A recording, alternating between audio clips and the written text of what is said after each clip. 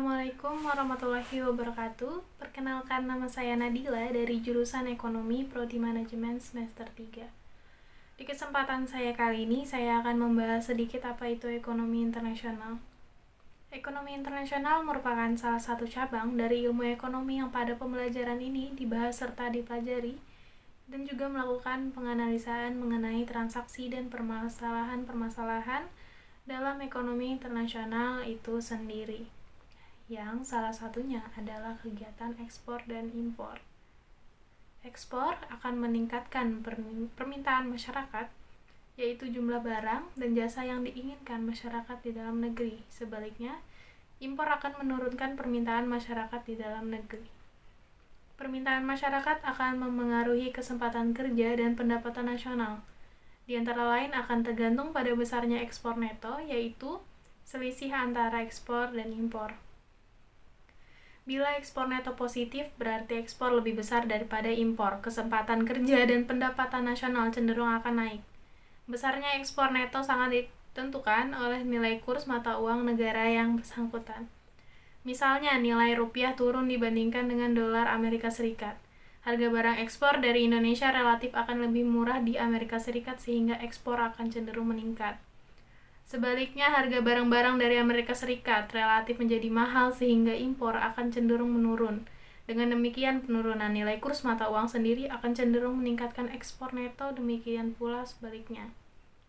Jadi, kegiatan serta kejadian internasional ini memengaruhi ekonomi dalam negeri, meliputi pengaruh nilai kurs mata uang pada impor-ekspor dan akhirnya permintaan masyarakat. Selain itu, perdagangan dan urusan keuangan serta moneter sekaligus organisasi ekonomi milik pemerintah maupun non-pemerintah yang memiliki jalinan interaksi antar negara juga merupakan bagian dari ekonomi internasional. Bentuk hubungan ekonomi internasional, baik pertukaran maupun utang atau piutang, menggambarkan kedudukan ekonomi suatu negara dalam hubungannya dengan negara lain. Beda hubungan ekonomi antar negara dengan antar daerah dalam satu negara adalah 1. Perbedaan dalam mata uang. 2. Beda peraturan yang dikeluarkan oleh pemerintah. 3. Derajat mobilitas sumber daya.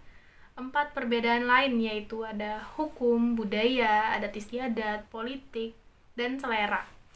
Setiap ada perubahan permintaan atau penawaran agregat di pasar dunia, termasuk harga, maka pengaruhnya dirasakan dalam bentuk perubahan ekspor atau impor dan secara tidak langsung juga pada produksi dan harga di dalam negeri.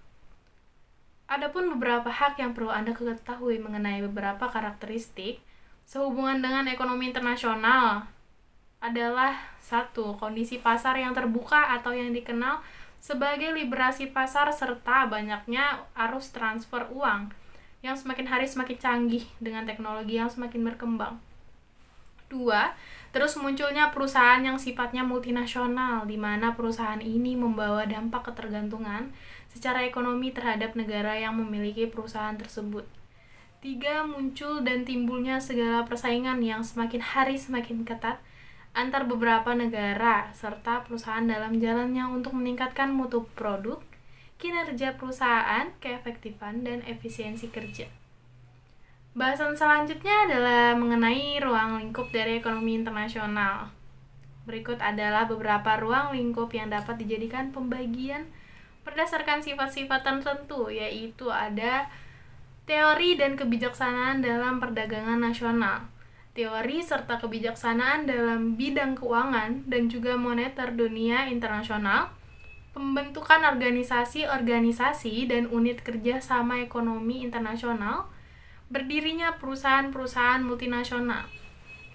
Selanjutnya, berikut adalah beberapa faktor yang dapat mendorong sebuah negara untuk menunjang kegiatan ekonomi internasional. Antara lain ada 1. Memiliki keinginan untuk dapat keuntungan yang tujuannya agar dapat meningkatkan pendapatan negara. 2. Memiliki kemampuan yang berbeda dalam bidang ilmu, pengetahuan, dan teknologi atau sering disebut iptek untuk dapat mengelola sumber daya. 3. Memiliki kelebihan produk atau barang di dalam negeri sehingga melakukan ekonomi internasional merupakan hal yang tepat. 4.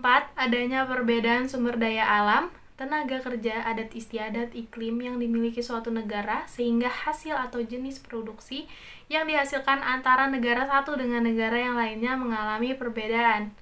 5. Terdapat era globalisasi di mana tiap satu negara tidak mungkin bisa hidup dengan sendirinya tanpa bantuan dari negara yang lain. 6. Adanya kesamaan selera terhadap suatu barang atau jasa yang memang sedang model di zamannya. 7. Adanya keinginan untuk dapat membuka suatu peluang kerjasama serta hubungan diplomatik yang dilakukan dengan masyarakat dari negara-negara lain. Adapun beberapa manfaat ekonomi internasional adalah 1. Yaitu memperluas lapangan kerja. 2. Mendorong kegiatan ekonomi dalam negeri. 3. Merupakan sumber pendapatan bagi negara. 4. Dapat memperoleh barang dan jasa dengan harga yang lebih murah. 5. Untuk memenuhi kebutuhan akan barang dan jasa. 6. Memperoleh manfaat dari adanya spesialisasi dalam bentuk keunggulan komparatif dan peningkatan kemakmuran. 7. Meningkatkan produktivitas dan efisiensi produksi yang pada dasarnya bersumber pada skala ekonomis dalam proses produksi, teknologi baru, dan rangsangan persaingan. 8. Meningkatkan perluasan pasar. 9. Meningkatkan proses tukar-menukar antar negara. 10. Mendorong terjadinya persaingan sehat yang ada. Sekian dari penjelasan singkat saya mengenai ekonomi internasional.